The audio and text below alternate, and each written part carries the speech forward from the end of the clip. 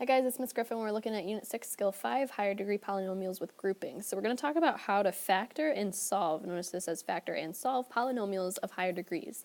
So it says the highest power of x is the number of roots for any given equation, right? We've seen this before. If we have an x squared minus 4x plus 16 equals 0, you know that it's going to have at most 2 roots because the power is 2. On the highest power is 2. Or if we have like an x cubed, you know that it will have at most 3 roots. And again, roots are where we cross the x-axis. So things to look for when you're factoring on the left-hand side over here, it says when you have a polynomial of degree 3 or higher, you want to first look for a GCF.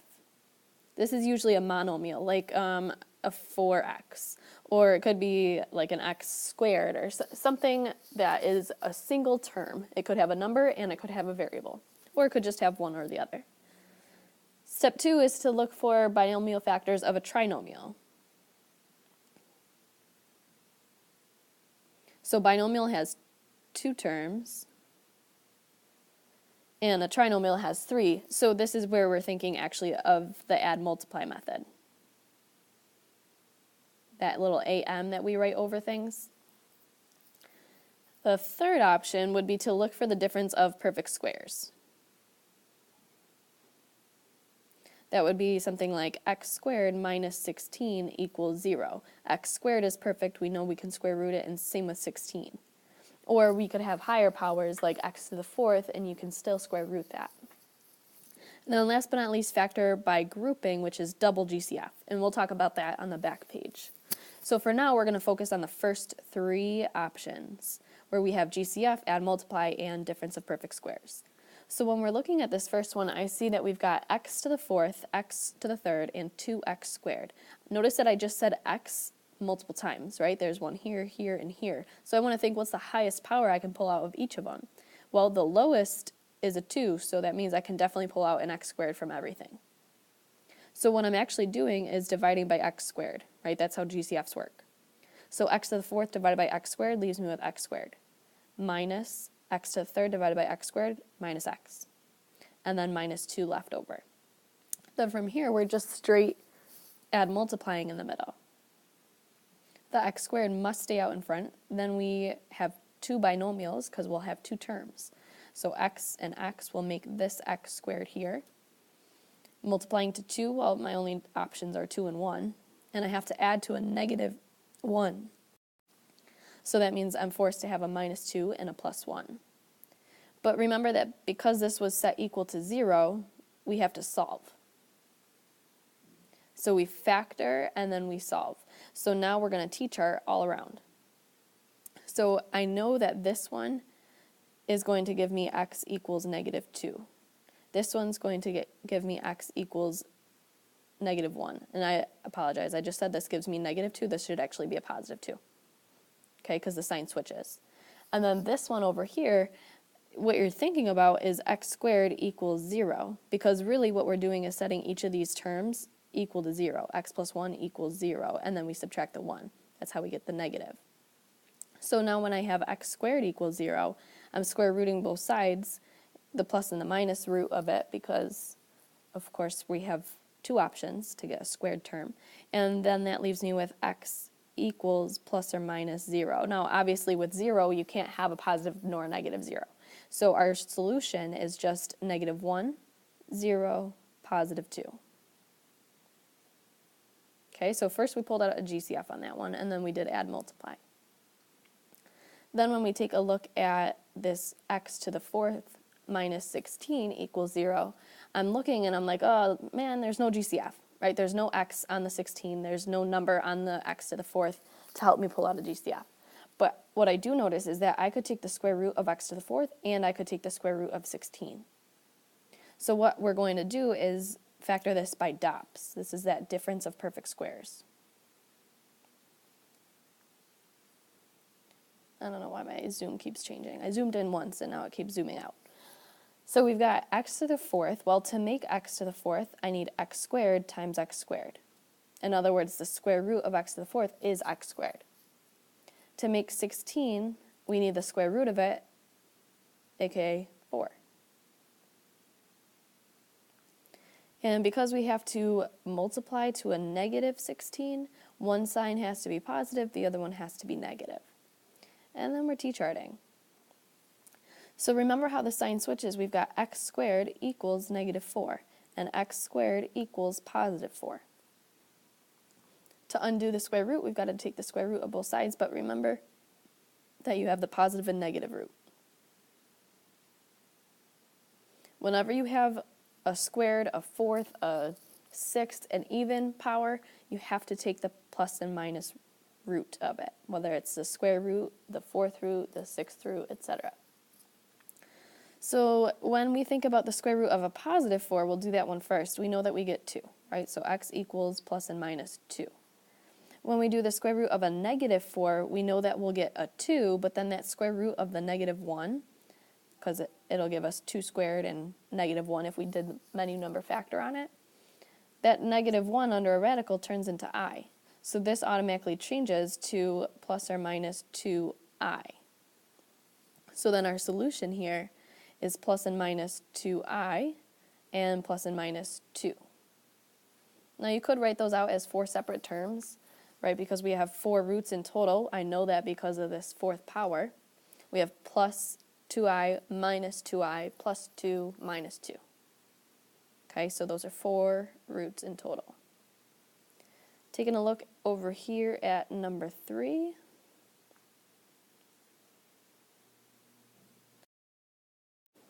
So we've got x to the fourth minus 6x squared minus 40. And I'm looking at each of those terms and I realize that there's no GCF, nothing I can take out from each of those terms. There's not an x on the 40, there's not a number in front of the x to the fourth, so nothing in common. Therefore, we're going to have to think about add multiply.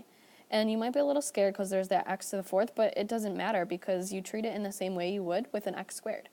You think, how do I get x to the fourth? Just like you would have thought, how do I get x squared? Well, to get x to the fourth, we need x squared and x squared. And then we need to add and multiply to the negative 6 and the negative 40. So I'm thinking of numbers to make 40. We've got 1 and 40, 2 and 20, so on and so forth. So pause your video while you try to figure out the two numbers that should go here that will help you add to negative 6. So you should have found negative 10 and positive 4. And now from here, we're going to t-chart. So we've got x squared equals negative 4. And x squared equals positive 10. Again, you just take this first term, you set it equal to the opposite of the second term. Okay, so now we've got x plus and minus roots, but it's a negative underneath that radical, so I know that I have an I in my answer. Square root of 4 is 2, and then I, with the plus and the minus, of course.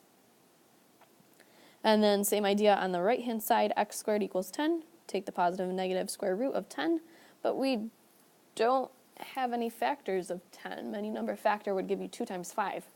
So it doesn't break down, which means we just leave it as x equals plus and minus square root 10. So final answer, plus and minus 2i, plus and minus square root 10. And again, I know that it has 1, 2, 3, 4 roots because there was a fourth power on that variable. And then taking a look at number 4. So we've got 5x to the fourth minus 21x squared plus 4. And again, you want to always check for a GCF first. Unfortunately, there's not one. So this is actually going to be a tricky try.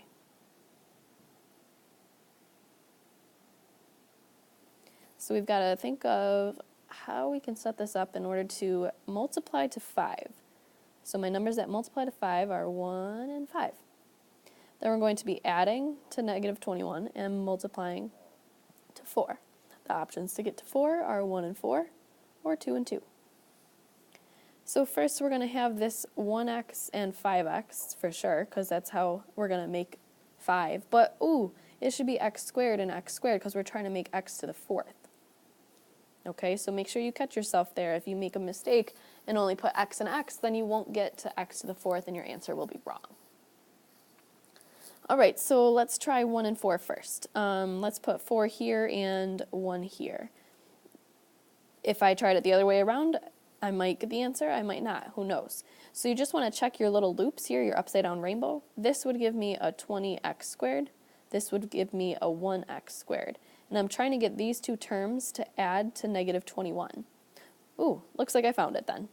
So I know that I need a negative 21 and a positive 4 to multiply. So my signs have to match each other. They either have to both be positive or both be negative, and in this case, they should both be negative. So I've got minus and minus, but now I've got to erase my loops because we've got to solve. Now again, if the 1 and the 4 did not work out in the position that I had tried them in, I would have switched them first, and then if that didn't still work, I would have crossed them out and tried the 2 and 2. All right. So we're t-charting, and we've got x squared equal to the opposite of its value, positive 4, and 5x squared equal to positive 1. The first one's pretty easy. You just got to square root both sides, right? Plus and minus radicals. X equals plus and minus 2. The second one, you got to do a little bit of work first. You got to divide by 5. Now you have x squared equals 1/5, and now you get to take the square root. Square root of 1 is just 1. Square root of 5 is square root of 5, so we're just going to leave it as plus and minus square root 1/5. And then final answer, we'll write down below it in those curly brackets. Plus and minus 2, plus and minus square root of 1/5. And then you're done. Ta-da! But now we got to talk about the fourth option, factor by grouping. So if you flip it over, we'll take a look at that. So with factor by grouping, it says the process for factoring by blank, grouping. We're going to use a GCF twice. So it says find the GCF of the consecutive pair. That means pairs next to each other.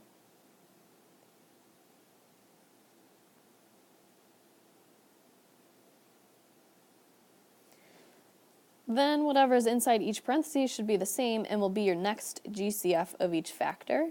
Then we'll set each factor equal to 0 and solve. So let me take a look at example 2, but number 1. Okay, so we're looking here and I see 4x to the third and 4x squared. Then I see minus 3x and minus 3. So consecutive terms mean terms that are next to each other, and we're looking for pairs, right? So this is a pair and this is a pair. And I want a GCF of the first pair, and then we'll find a GCF of the second pair. Those GCFs will not be identical.